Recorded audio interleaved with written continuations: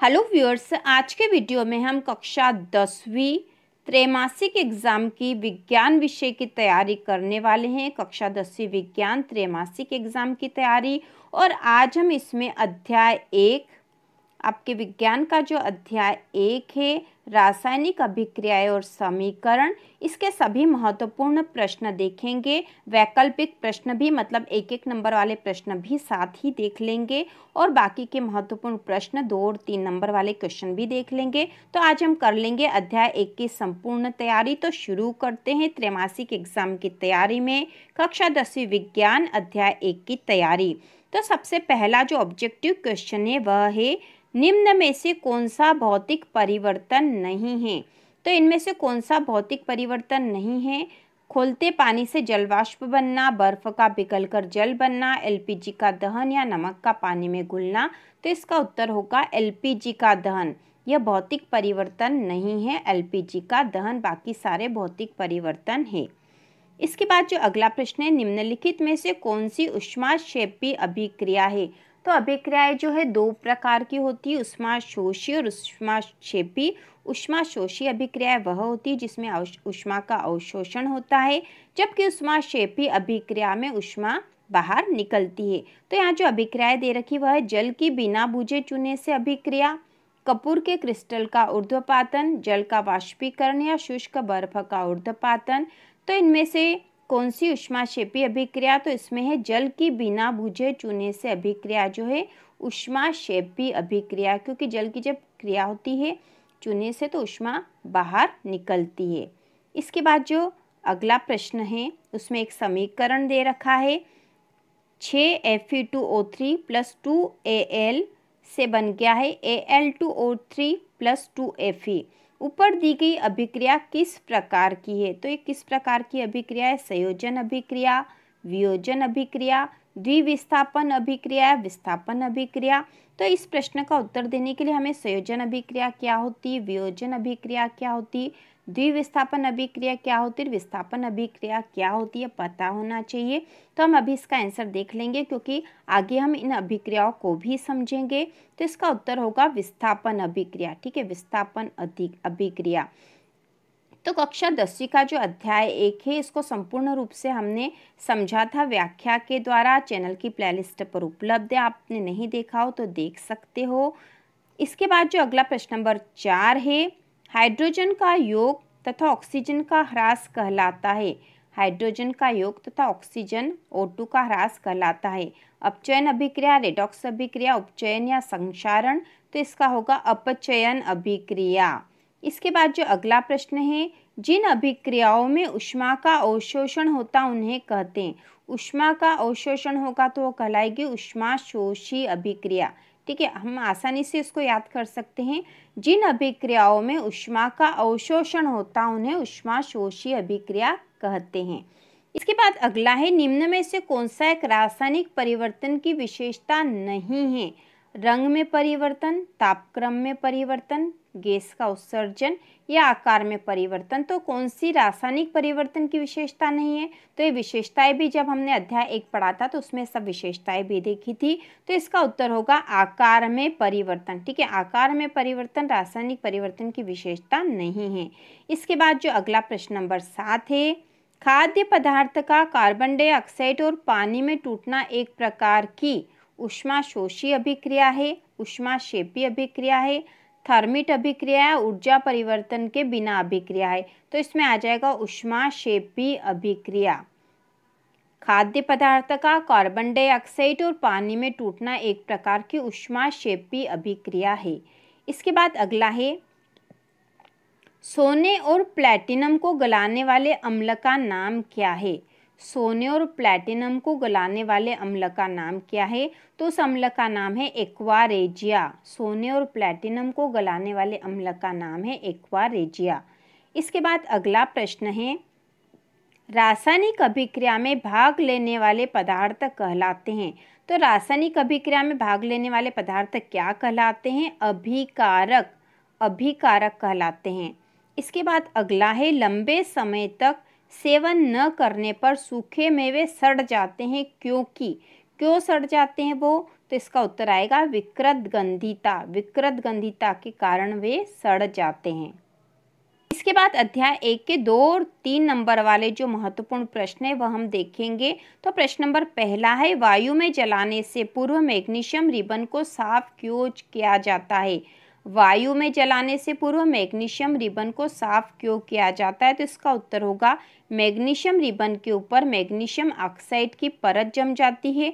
उसे हटाने के लिए वायु में जलाने से पूर्व मैग्नीशियम रिबन को साफ किया जाता है, क्योंकि यह परत मैग्नीशियम को ऑक्सीजन से क्रिया करने से रोकती है। तो मैग्नीशियम के ऊपर मैग्नीशियम ऑक्साइड की परत होती है, उसे साफ करना आवश्यक होता है। तो इसके लिए उसे वायु में जलाने से पूर्व उसे साफ किया जाता है। इसके बाद जो अगला महत्वपूर्ण प्रश्न है, ऊष्माक्षेपी तथा ऊष्माशोषी अभिक्रिया क्या है? उदाहरण दीजिए। तो पहला जो है ऊष्माक्षेपी अभिक्रिया, जिस रासायनिक अभिक्रिया में उत्पादों के साथ ऊष्मा भी निकलती है वह ऊष्माक्षेपी अभिक्रिया कहलाती है। ऊष्मा जिन अभिक्रियाओं में ऊष्मा निकलती है वे ऊष्माक्षेपी अभिक्रिया होती है। उदाहरण यहाँ पे दे रखा, CH4 मीथेन गैस है, धन ऑक्सीजन, इससे बनेगा CO2 कार्बन डाइऑक्साइड और H2 मतलब पानी प्लस ऊर्जा, यहाँ ऊर्जा निकली है, तो यह ऊष्माक्षेपी अभिक्रिया का उदाहरण है। CH4 प्लस 2O2, इससे बन गया है CO2 प्लस H2O। मीथेन और ऑक्सीजन का जब संयोग हुआ तो कार्बन डाइऑक्साइड और पानी बना और साथ में ऊष्मा निकली। इसी प्रकार ऊष्माशोषी अभिक्रिया, जिस रासायनिक अभिक्रिया में ऊष्मा का अवशोषण होता है वह ऊष्माशोषी अभिक्रिया कहलाती है। तो दोनों अभिक्रियाएं आसान है, आप कोई सी एक याद कर लोगे तो दूसरी आसानी से याद हो जाएगी। जैसे ऊष्माक्षेपी याद कर ली, मतलब ऊष्मा, इस अभिक्रिया में ऊष्मा निकलती है, तो इसके विपरीत ऊष्माशोषी में ऊष्मा का अवशोषण होता है।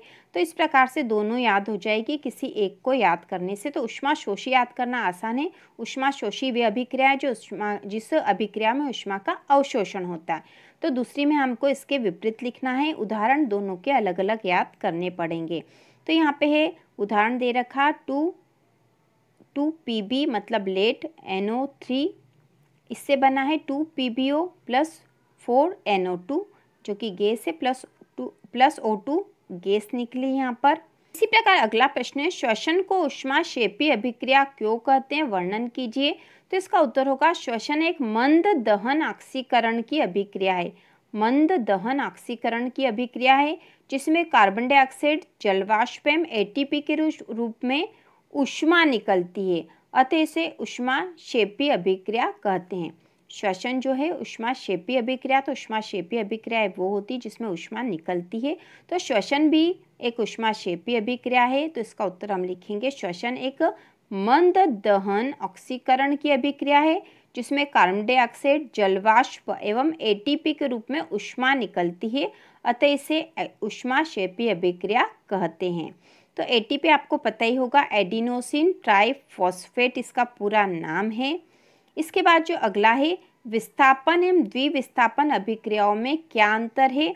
इन अभिक्रियाओं के समीकरण लिखिए। विस्थापन एवं द्विविस्थापन अभिक्रियाओं में क्या अंतर है? तो इसको हम उत्तर देखेंगे। विस्थापन अभिक्रिया में एक तत्व दूसरे तत्व को उसके लवण से पृथक करके उसका स्थान स्वयं ग्रहण कर लेता है। ठीक है, विस्थापन में क्या होता है? विस्थापन अभिक्रिया में एक तत्व दूसरे तत्व को उसके लवण से पृथक करके उसका स्थान स्वयं ग्रहण कर लेता है, जबकि द्विविस्थापन में अभिक्रियाओं से अभिकारक के बीच आयनों का आदान प्रदान होता है।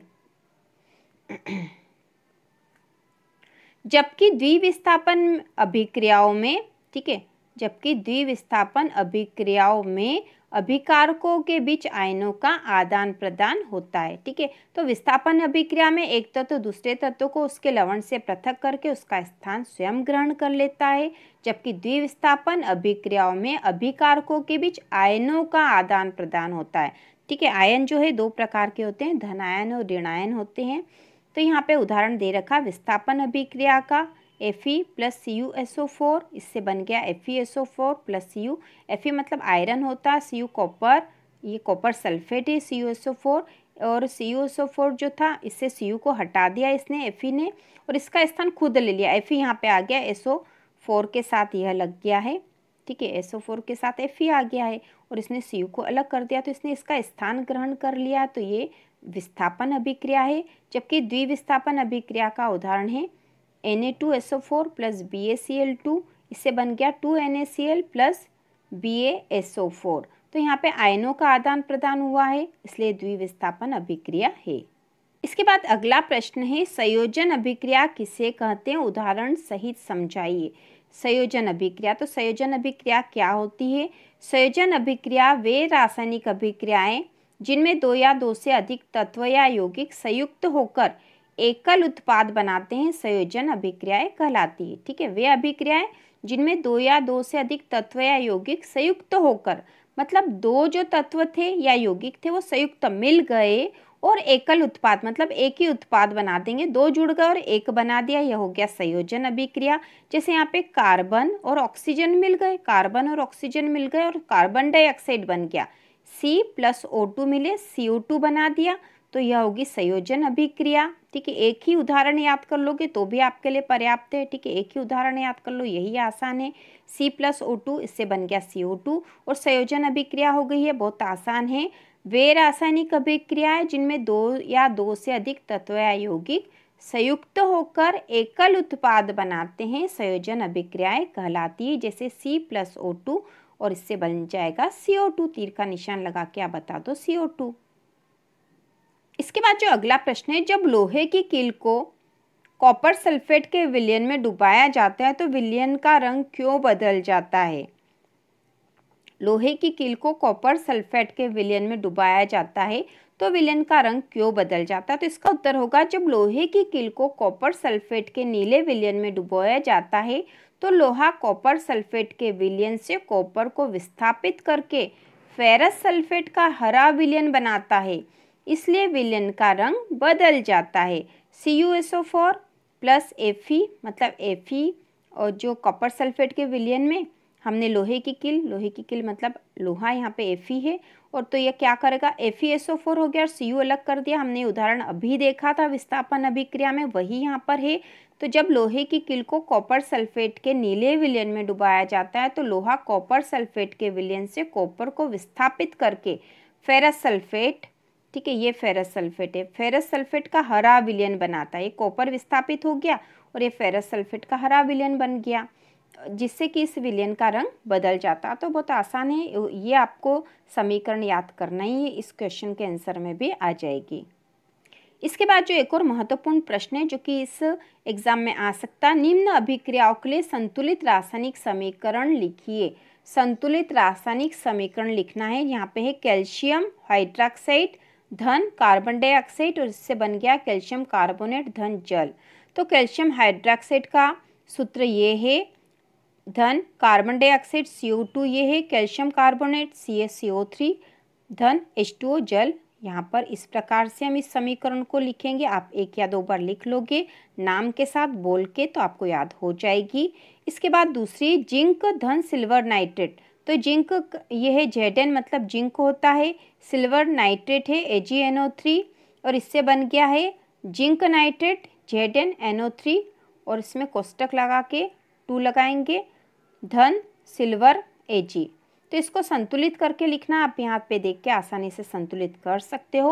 और ये पाठ जब हमने पढ़ा था अध्याय 1 हम पढ़ चुके, इसको समझ भी चुके हैं, वहाँ पे हमने समीकरण को संतुलित करना भी सीख लिया था। इसके बाद जो तीसरा है यहाँ पर वह है एल्यूमिनियम धन कॉपर क्लोराइड। ठीक है, एल्यूमिनियम धन कॉपर क्लोराइड, तो aluminium Al copper chloride CuCl2, इससे बन गया है एल्यूमिनियम क्लोराइड AlCl3 और कॉपर अलग हो गया और इसको संतुलित कर देंगे हम यहाँ पर। इसके बाद है barium chloride BaCl2, potassium sulphate K2SO4, K मतलब पोटेशियम होता है, बेरियम सल्फेट BaSO4 और पोटेशियम क्लोराइड KCl और इसको संतुलित करना है। तो समीकरणों को इस प्रकार संतुलित कर देंगे, पहले इनके सूत्र लिख लेंगे, उसके बाद इसका संतुलन कर देंगे कि सब बराबर हो गए हैं क्या। तो संतुलन कैसे करना है इसके बारे में एक वीडियो पहले ही बन चुका है, जब हमने ये पाठ पढ़ा था, आप आसानी से उसमें देख सकते हो। इसके बाद जो अगला प्रश्न है, दवा की बोतल अधिकांशतः रंगीन होती क्यों?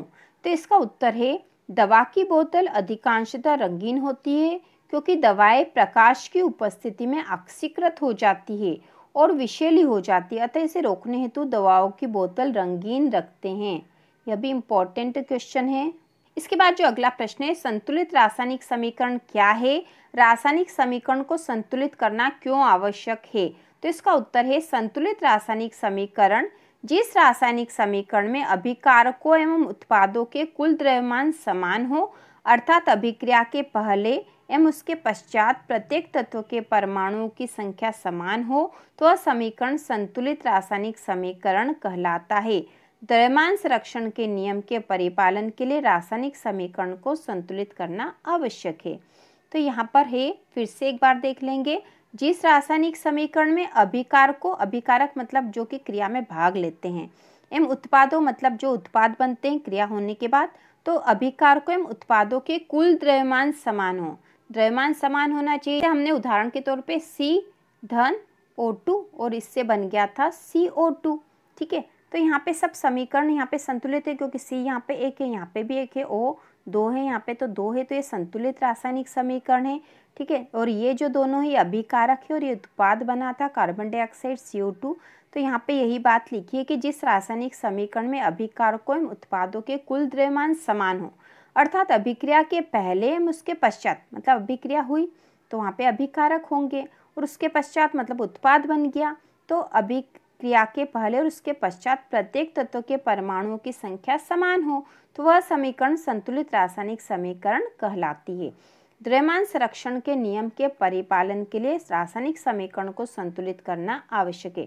तो द्रव्यमान संरक्षण का नियम होता है कि द्रव्यमान संरक्षित होता है हमेशा, तो इसीलिए जो है रासायनिक समीकरण को संतुलित करना आवश्यक होता है। इसके बाद अगला जो प्रश्न है, रेडॉक्स अभिक्रिया किसे कहते हैं, समीकरण दीजिए। तो इसका उत्तर होगा वे रासायनिक अभिक्रियाएं जिनमें एक अभिक्रिया का उपचयन होता है तथा दूसरे का अपचयन होता है, रेडॉक्स अभिक्रियाएं कहलाती है, ठीक है। वे रासायनिक अभिक्रियाएं जिनमें एक तत्व का, यहाँ पे तत्व आना चाहिए, एक तत्व का उपचयन होता तथा दूसरे का अपचयन होता है, रेडॉक्स अभिक्रियाएं कहलाती है। पर इसका उदाहरण भी दे रखा, आप उदाहरण भी याद कर सकते हो। रेडॉक्स अभिक्रिया का उदाहरण है, इनमें Fe2O3 अपचयन हुआ जबकि CO का उपचयन हुआ है, और ये रेडॉक्स अभिक्रिया का उदाहरण है। तो यह भी महत्वपूर्ण प्रश्न है, आखिरी में हमने इसको भी देख लिया है। तो इस प्रकार हमने कक्षा 10वीं अध्याय 1 के त्रैमासिक एग्जाम की तैयारी कर ली है, और इसके ऑब्जेक्टिव क्वेश्चन भी हमने देख लिए हैं। इसके आगे के क्वेश्चन हम बाद में देखेंगे अगले अध्याय के। तो इसी प्रकार के और वीडियो देखने के लिए कक्षा 10वीं की संपूर्ण तैयारी के लिए चैनल को सब्सक्राइब कीजिए।